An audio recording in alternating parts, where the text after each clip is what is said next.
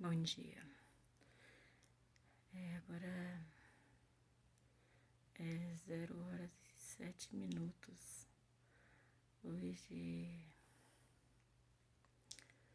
Hoje, no caso, hoje, né, que é dia 18 já, porque já passou de meia-noite.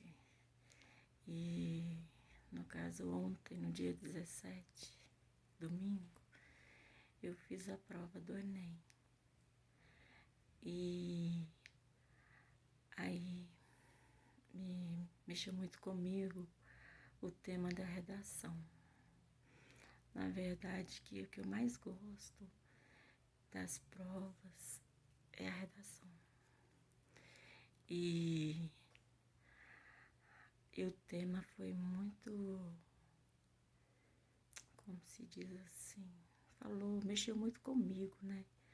Porque falou da saúde mental do Brasil, da saúde mental dos brasileiros, né?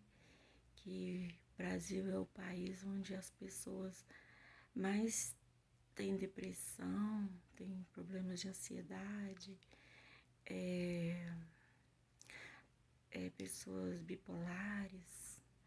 E diz que o Brasil é o país com o maior número de pessoas que sofrem desses transtornos. E eu, no caso, eu tomo remédio para ansiedade, né? Então isso foi muito forte para mim, porque eu acho que eu até falei do assunto como uma forma assim muito agressiva, porque na realidade é como eu me senti, né? Como eu me vi sendo uma consequência, né, desse transtorno de ansiedade. E essa redação, então,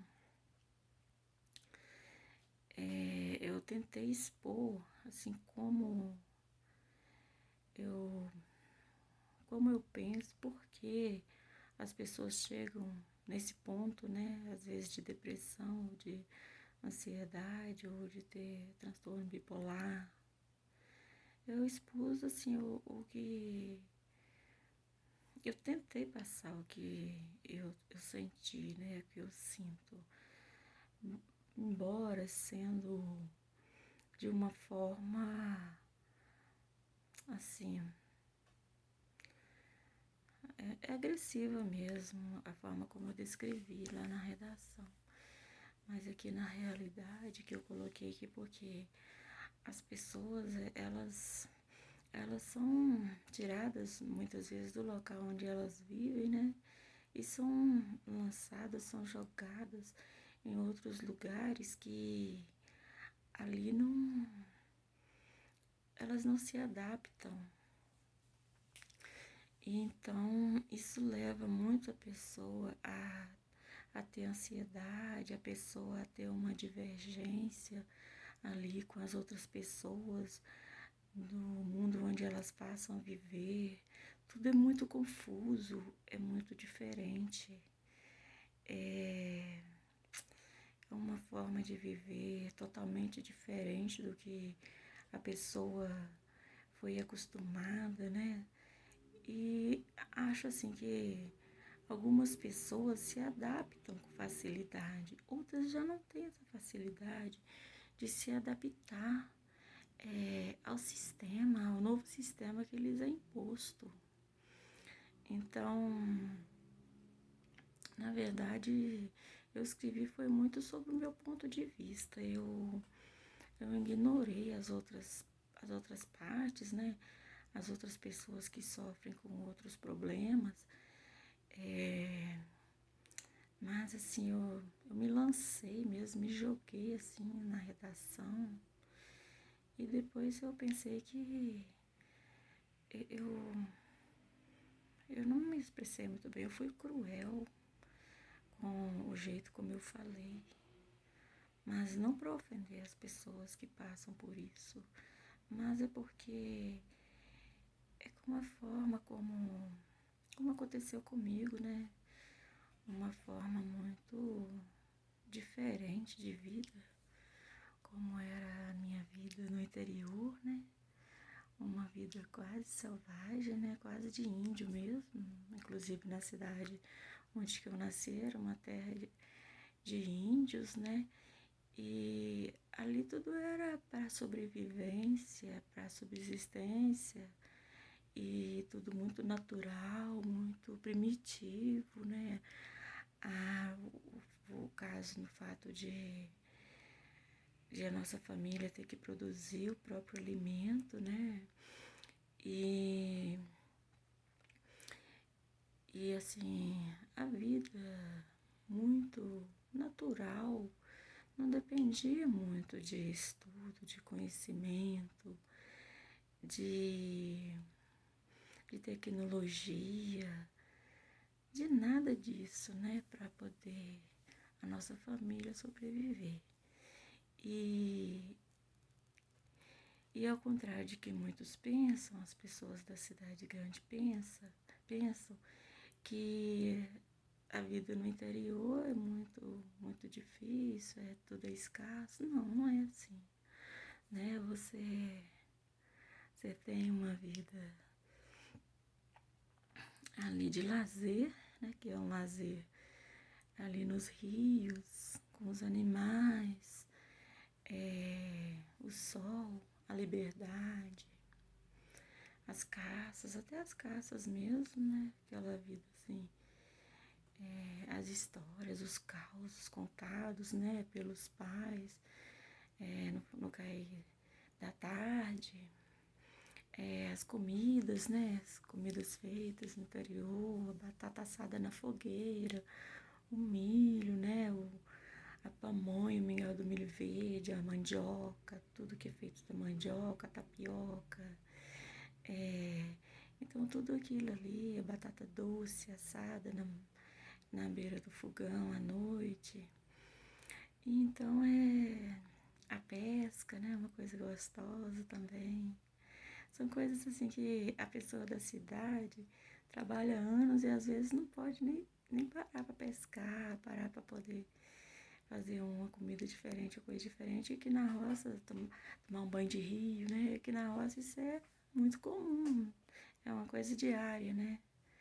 Aí quando você chega na cidade, você depara com dificuldades, né? No nosso caso, por exemplo, a gente tinha que pegar água na torneira, enfrentar a fila, com os baldes na fila para pegar água da torneira, né? Uma coisa que no Rio a gente tinha com muita abundância.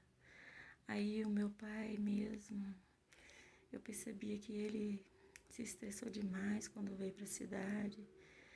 Então ele falou assim, nossa, a gente tem que trabalhar tanto, tem que dar tanto duro, como ele foi ser servente de pedreiro, né? Ele falava assim, na roça os sacas de feijão encostados no canto da casa, as sacas de mantimento, aquela fartura, né? E na cidade ele tinha que trabalhar tanto para poder comprar 1 quilo de feijão. Aquilo ali, para ele, já era uma coisa assim, depressiva mesmo, porque era difícil. Como você coloca na cabeça de uma pessoa uma coisa assim, uma mudança tão abrupta, né? Uma forma de vida tão diferente. Apesar que eu vim com 9 anos, né, para a cidade, mas eu, assim, eu não me ajustei, não me adaptei. Assim, o meu sotaque não mudou. E para mim foi muito deprimente a minha adolescência, pré-adolescência, adolescência. Eu não me encaixava com os outros adolescentes. Eu sofria muito, eu chorava escondido. Eu escrevia no livro. Eu não entendia porque eu não me enquadrava junto com as outras meninas. Eu só sabia sorrir ou chorar. Era uma coisa difícil que eu não entendia que acontecia. Mas também eu não ia poder contar para os meus pais. Eu pensava assim que eles também não iam entender, né? Para eles também era difícil. E eu lembro que uma vez eu até, por conta própria, fui no posto de saúde e procurei, marquei uma consulta com um psicólogo, né?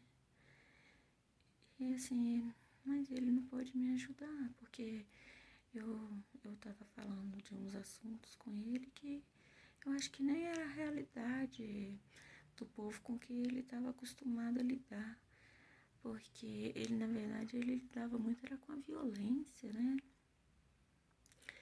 E no meu caso nem seria a violência, seria aquela tristeza mesmo, aquela melancolia que existia dentro de mim.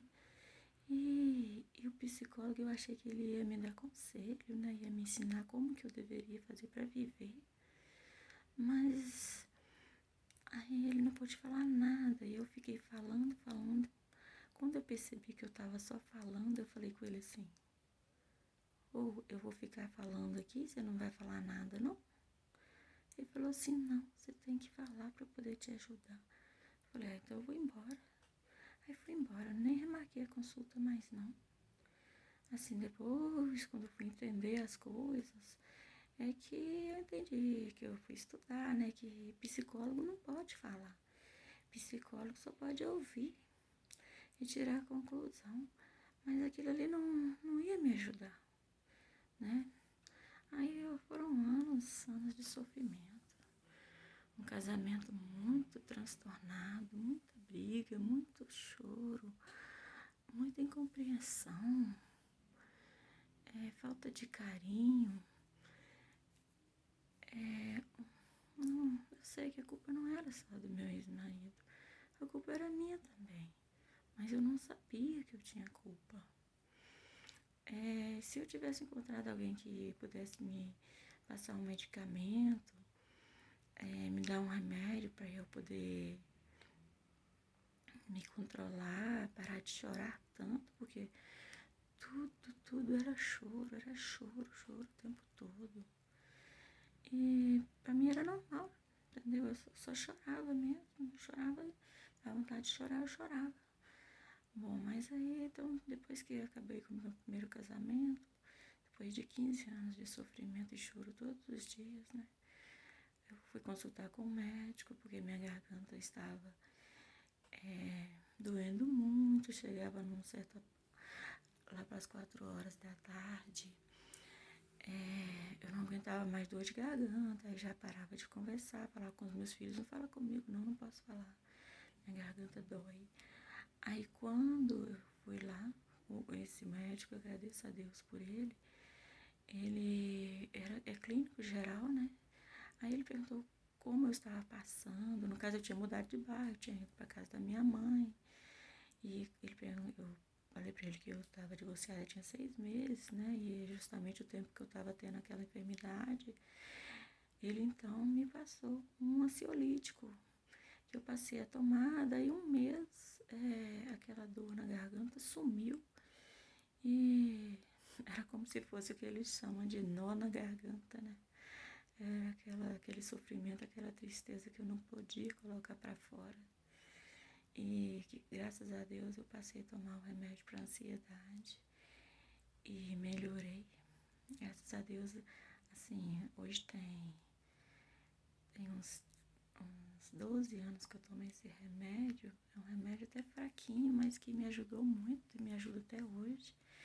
E que controla minhas emoções e eu consigo conversar com as pessoas, assim, sem sofrimento, sem choro, sem me emocionar tanto com as coisas, né? Assim, as coisas mais fortes vêm e eu consigo encarar elas de frente, pensar sobre o assunto e resolver, o que antigamente eu não conseguia, só conseguia mesmo chorar. Mas era só para esclarecer aqui sobre a redação do Enem, que veio muito forte, assim, para mim, porque agora eu tô com 49 anos, né? Eu tô tentando fazer o Enem para poder conseguir fazer uma faculdade, né? Que foi difícil para mim fazer antes. E agora veio essa redação, então veio de encontro às minhas emoções. Inclusive eu nem consegui dormir ainda porque mexeu muito forte comigo. Aí eu vim aqui gravar esse vídeo, às vezes pode ajudar alguém ou me ajudar também, né? Porque é um desabafo. Bom dia.